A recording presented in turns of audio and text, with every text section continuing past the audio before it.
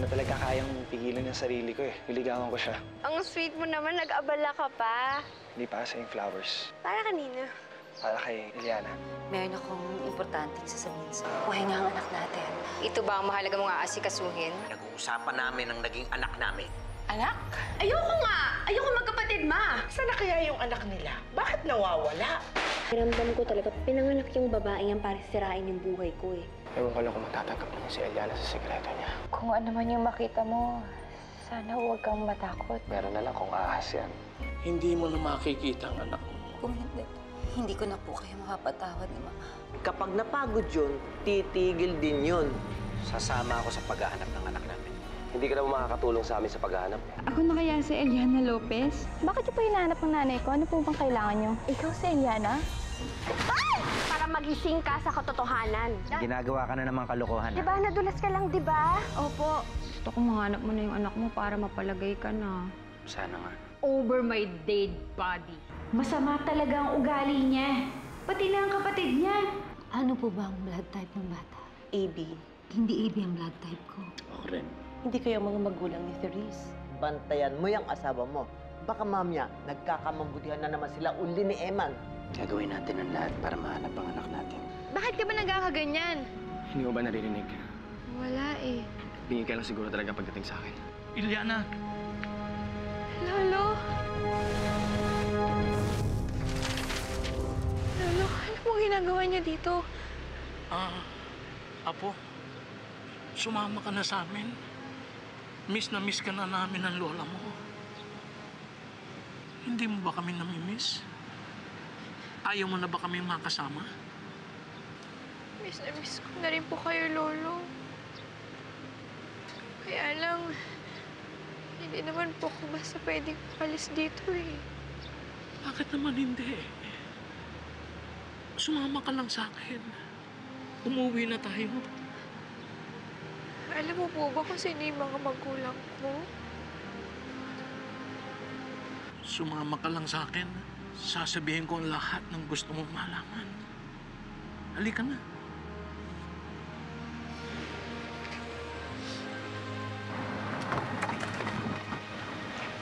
Hoy! Ang kulit mo din talaga eh, no? Bakit mo binabalikan si Eliana? Nora, wala naman akong balak ng masama eh. Nakikipag-usap lang, may pinag-uusapan lang kami. Siguro gusto mong itanong tungkol sa negosyo. Hoy, hindi mo kami mauutakan. Minerva, kunin mo nga si Eliana. Yan na, tama na yan. At ikaw, pwede ba? Umalis ka na? Layas! Lumayas ka na bago ka tayo sumbong sa mga gwardiya dito sa subdivision! Umalis ka na! Alis! Ito! Sus!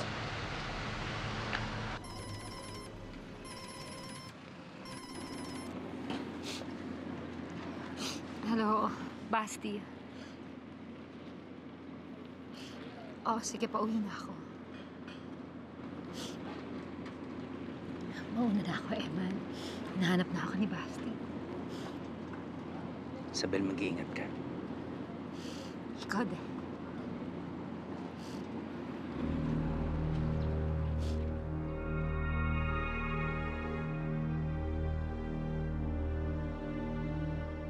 Hoy, ikaw, isa ka pa. Di ba kabilin-bilinan ko? Bawal makipag-usap kay Eddie Cascabel. Bawal makipag-usap sa kalaban sa negosyo. Kitang-kita naman kasi, di ba, yung Sir Eddie na yan, pumupunta yan dito para mag-spy. Ano? Kinukuha niya bilang model, ikaw? Gusto niya ba yon? Ano sinabi niya sa'yo? Ano, pera? Binigyan ka niya ng pera? Hindi po. Mabait po siya. Oy, anong rason? Anong rason at gusto niya magpunta dito at kausapin ka? Gusto lang naman po kausapin ng lolo ko eh.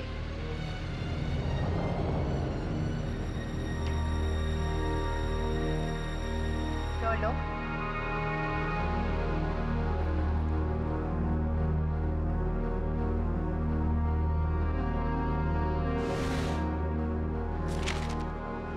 Oh, ano?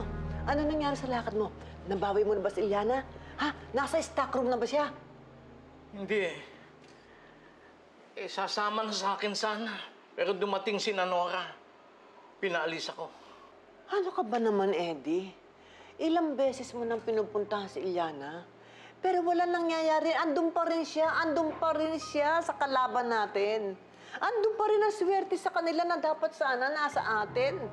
Hanggang ngayon, sarili mo lang iniisip mo. Ang punto ko lang, mahina ka. Ano pa bang gusto mong gawin ko? Kalagkarin mo! Ewan ko na kung anong gagawin, ewan ko na.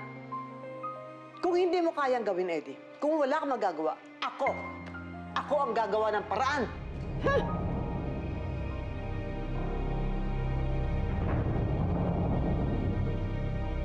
Sigurado ka ba talaga dyan sa sinasabi mo? Na ikaw, lolo mo yung Eddie? Ano ka ba? Kaskabel ka ba? Ay, hindi po. Napulot lang po ako ng lolo sa kalsada, tapos siya po yung nag-alaga sa akin. Eh bakit sabi mo dati wala kang pupuntahan? Siguro spy ka nila, no? Spy? Yung kung anong ginagawa namin dito, sinusumbong mo dun sa kabila. Ay, hindi naman po sa ganun. Meron lang po kami hindi pagkakaintindihan ng lolo, kaya po ako umalis sa kanila. Ang totoo nga po niyan, matagal na kami hindi nagkikita eh. Umalis ka? Ba't ka umalis? Umalis ka o pinaalis ka? Hindi, baka naman, sinasaktan ka ba nila, ganon? Ano, masama ba sila sa'yo? Hindi po. Mabait po ang lolo Eddie ko. Lalatag mo muna ito dito para hindi mahalagyan ng pagkain ang damit mo. Happy birthday rin sa'yo. O sige, blow. Ayan. Kainin natin to. Masarap yan. Totoo nga po niyan, namimiss ko na si lolo. Kaya kung pwede po sana, gusto ko na umalis sa pagiging model. Hindi pwede. Eliana, ang dami mo pang obligasyon sa amin, sa Serpentina. Hanggat hindi tapos ang obligasyon, hindi pwedeng umalis. Naintindihan? Ang dami mo kayong utang sa amin. Hindi pwede. Ano? Akit na sa kwarto. Akit na.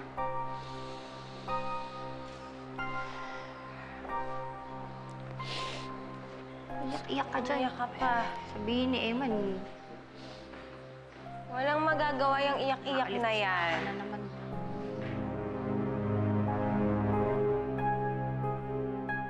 Anong gagawin ko na, ha? Gusto ko nang umuwi. Gusto ko nang makasama si lolo. Ayoko. Hindi ka ba natatakot na baka ikulong nila tayo ulit? Mabait naman si lolo sa atin eh. Baka naman pwede niya kausapin si lola. Kung gustuin ko man, hindi pwede. Sabi kasi sa akin ni Ma'am Nora, marami pa akong kailangan tapusin dito. Kaya hindi ko pwede basta-basta umalis sa Serpentina.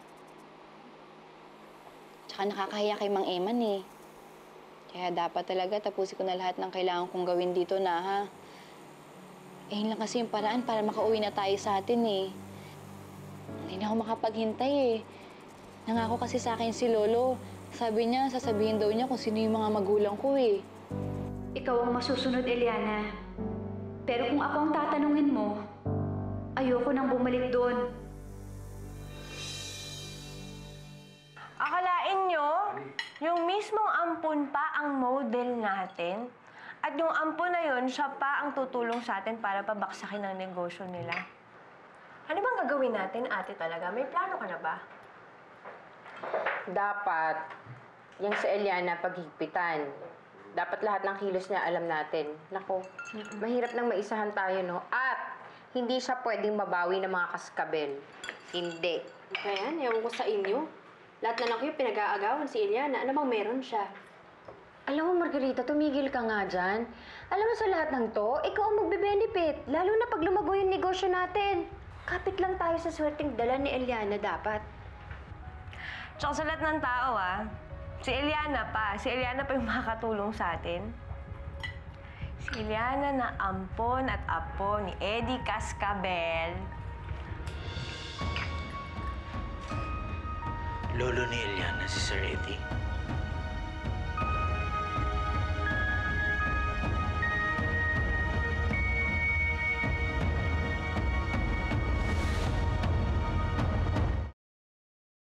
Eliana, totoo ba?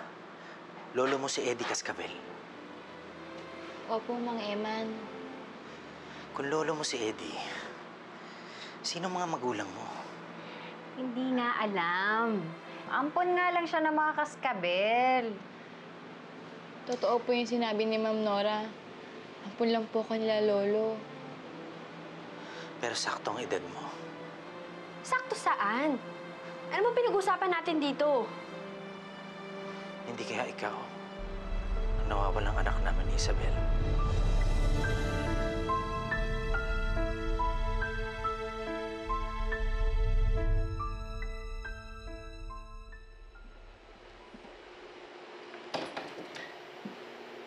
Saan ka galing? Saan ka nagpunta? Basti, pasensya ka na ha. Pinuntahan kasi namin ni Eman yung isang bata na sinasabi dun sa ampunan. Kinausap namin yung umampun sa kanya. Tuwang-tuwa ka naman na magkasama kayo ni Eman. Basti, wala kaming ginagawang masama ni Eman. Hinahanap lang namin yung anak namin. Isabel, sa susunod, ayoko nagkikita kayo ni Eman, ha? Nagkakaintindihan ba tayo? Oo, nasasaktan ako. Basti. Nagkakaintindihan tayo, ha?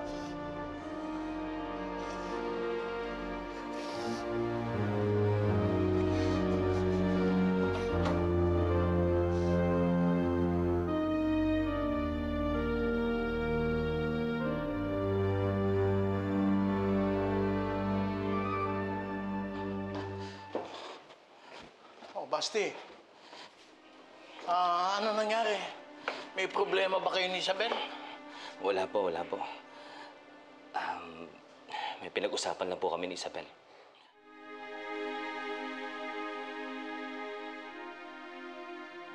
Ano ka ba naman, Eman? Imposible yung sinasabi mo.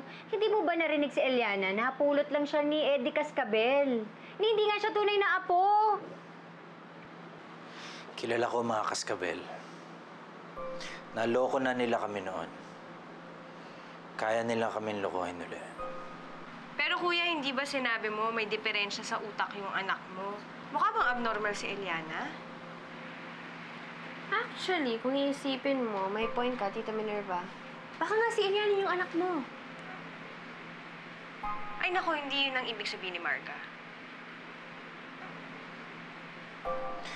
Pero Ay, nako, Eman. Imposible. Okay? Imposible yung sinasabi mo. Nagkataon lang na ang mga kaskabel, may ampon, nagkataon na ikaw, may anak kay Isabel. Magulo. Pero hindi totoo. Hindi pwedeng yan ang anak mo. Gutom lang yan. Halika na.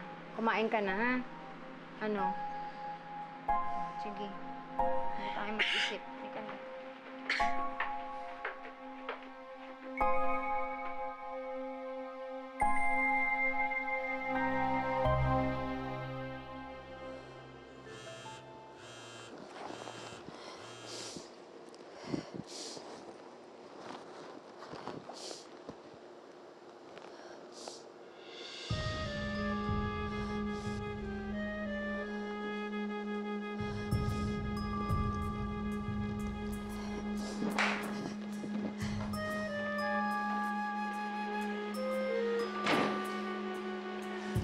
Saan ka pupunta? Tumawag si Virgie. Pupunta ako ng opisina. Meron daw emergency sa deliveries. Kailangan ko siyang puntahan. Sagutin mo ang tanong ko. Saan ka pupunta?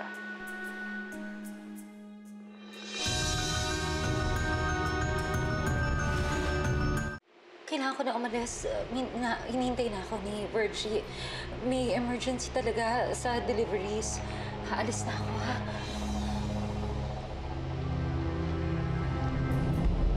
Basti.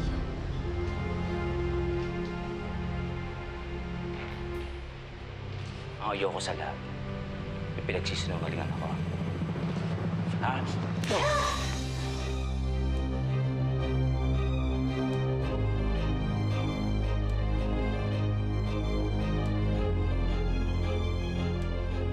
Bakit iniisip ni Mang Emma na ikaw ang anak niya? Hindi ko nga rin alam eh. Siguro dahil kay Lolo. Pero narinig mo naman si Ma'am Nora, di ba? Hindi daw ako yun.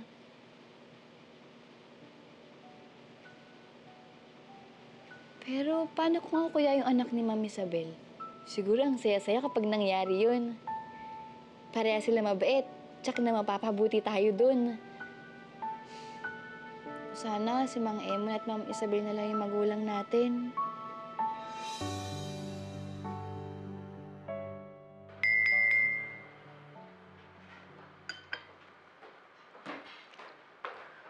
Ate Nora, tara na. Magbihis na tayo. Si Eliana. Nagbibihis na rin ata. Si Kuya Eman. Susunod daw eh. May aasikasuhin lang. Basta susunod yun sa atin. Bihis ka na kaya? Teka lang. Ano? Kanina ko pa kasi naiisip eh. Hindi mo ba naiisip, Ate Nora, na parang malaking posibilidad na pwede talagang anak ni Kuya Eman si Eliana? Alam mo, isa ka pa eh. Hindi nga pwede yun. Eh kasi nga naghahanap kasi tayo ng eksplanasyon, di ba, kung bakit ang lapit-lapit ng loob ni Kuya Eman dyan kay Eliana na yan.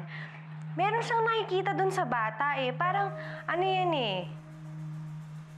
Lukso ng dugo. Hindi. Imahinasyon mo yan. Baka ba naman? Hindi nga pwede na maging anak ni Eman si Eliana. Tapos! Pwede ba? Magbihis ka na? Tingnan mo rin sa Eliana. Baka malate tayo. Nakakaya sa mga investors. Susunod na ako. Bilis na. Okay. Dali. Ito na. Tagali. Ikaw din. Kape ka ng kape dyan. Hello? Ate mo ko.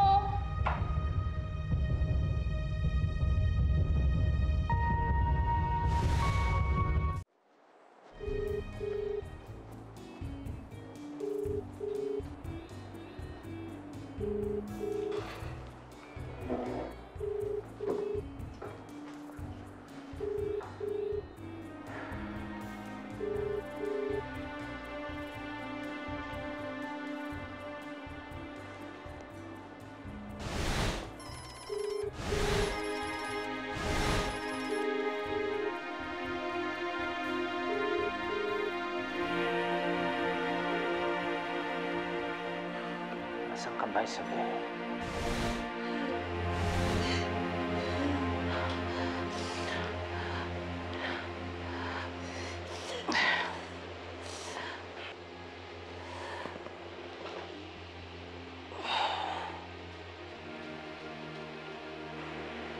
Isabel, patawarin mo ako.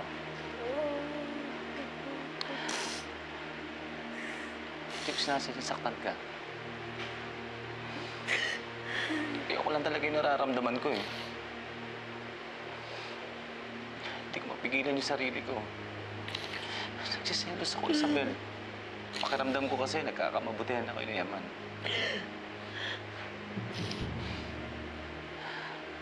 Isabel, patawarin mo ako.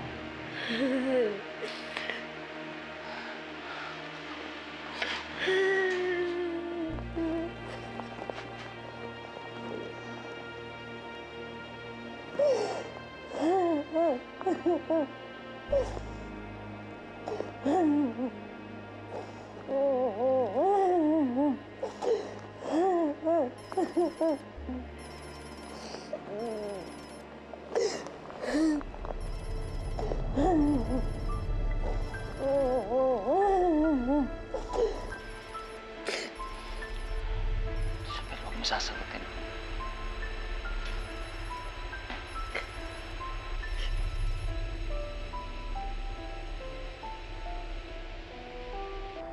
Sumagot ka, Isabel. Importante yung sasabihin ko sa'yo. Bakit hindi ka sumasagot?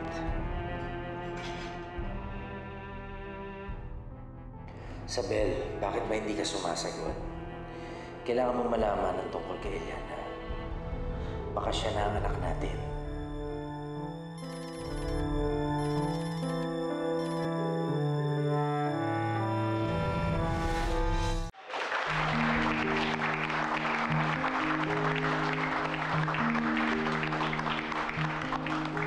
Thank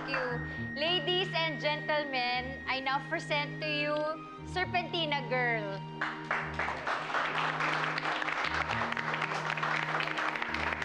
Mr. Vegamora. She's really beautiful.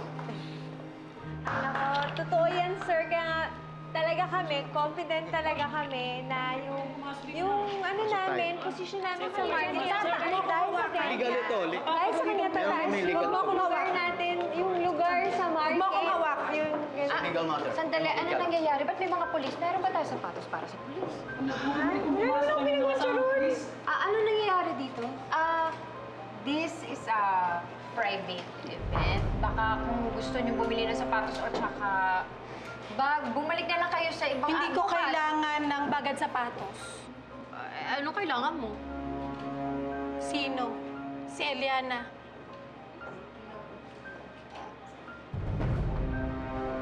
Bakit mo po ako kilala? Ako si Cora. Ako ang nanay mo.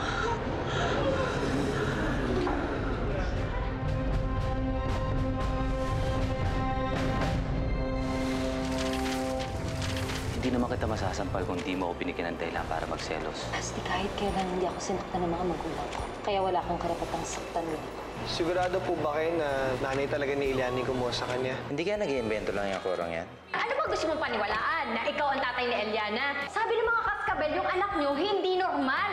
Ano bang ibig sabihin niyo ako'y nagdadala ng swerte? Bakit napakabiglaan naman yung pagsulpot niya at paghahanap sa kanyang anak? Yun nga ba talagang dahilan o dahil sa umaasa ka pa rin si Eliana ang nawawala yung anak ni Isabel? Ganito na lang ba lagi yung buhay natin, ha? Konting kaligayahan, tapos balik kulungan na naman. Sir, napaka-imposibleng mangyari na bumalik yung magulang ni Eliana. Alam mo, may point ka. Alam mo ba kung nasan si Eliana? Anak daw siya ng tauhan namin na si Edgar. Inampon siya ng mama at papa mo. Sigurado ka ba sa sinasabi mo?